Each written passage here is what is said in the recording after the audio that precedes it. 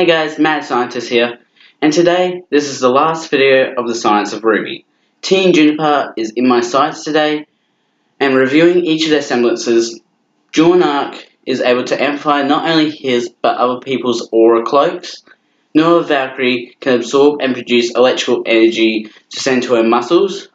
Pyrrha has polarity, or the control over metals, and Lyran can unmask his emotions. Which I have to say is the most useless semblance in a battle. Let's start with Team Juniper's background and current story. John, as far as we know, got his hands on some documents and lied.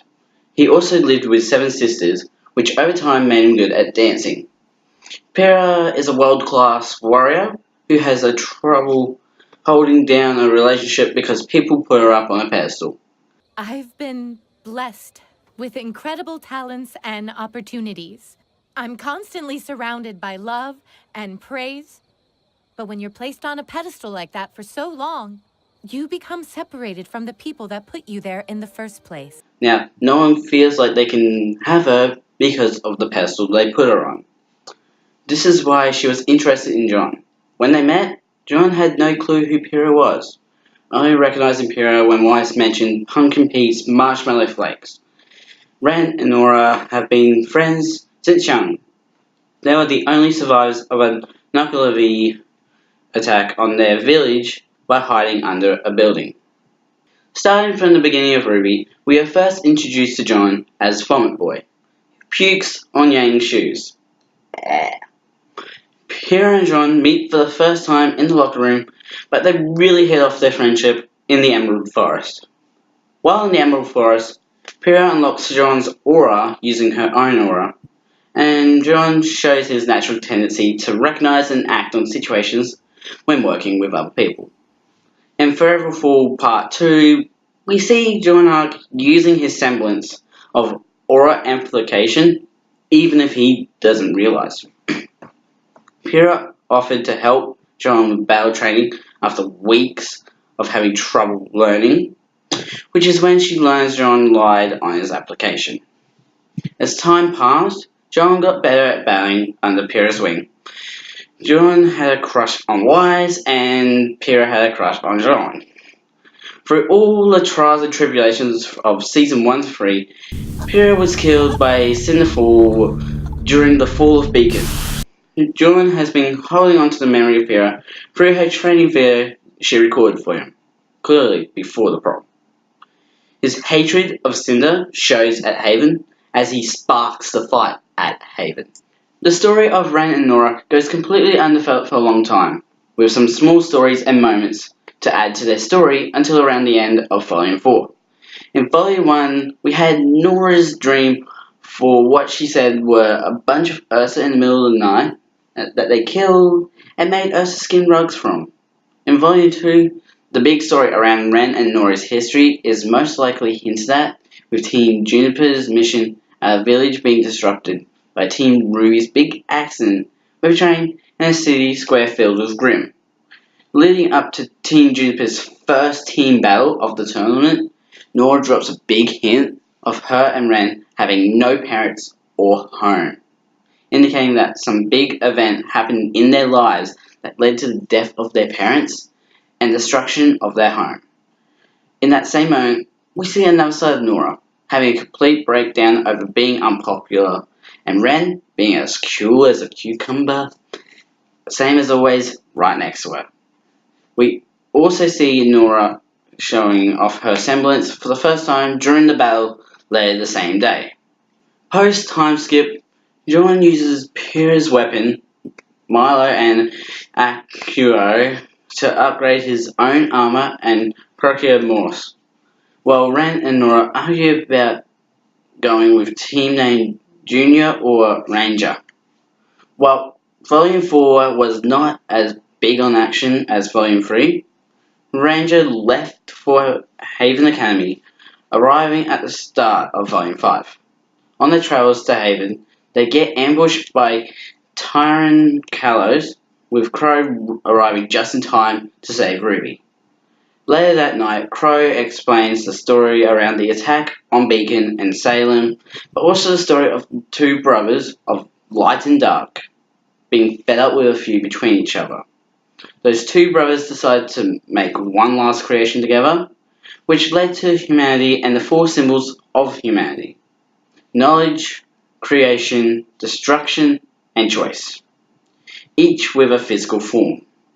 Further down the road, they find the remnants of Kurayuri, Ren and Nora's old village, with the Nukavi sleeping up in a cave on the mountain next to Kurayuri that Ren and Nora find. During the Nukavi fight, Ren accidentally has a few and a half while looking up at Nora to see what happened.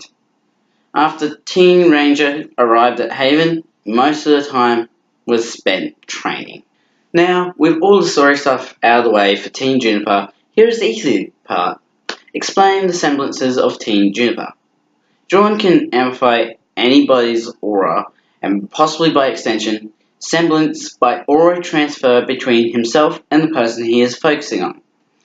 Aura is actually believed to be a coloured emanation enclosed within a human body or an animal or even objects.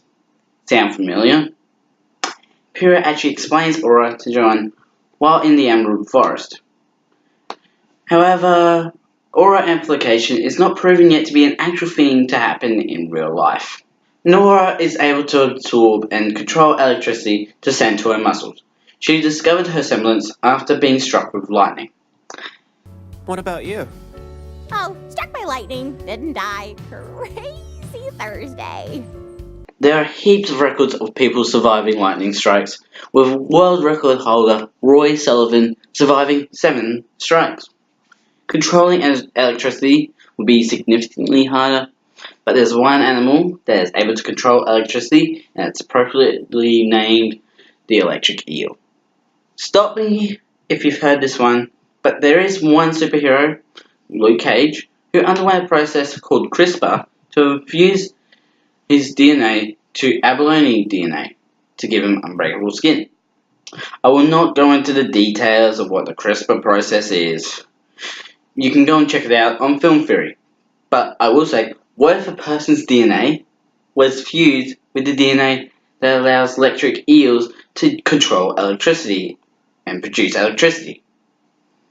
Essentially, we just created a person that could control, generate, and redirect electricity, and would give Zeus a run for his money. Pyrrha has control over the magnetism of metals, also known as polarity.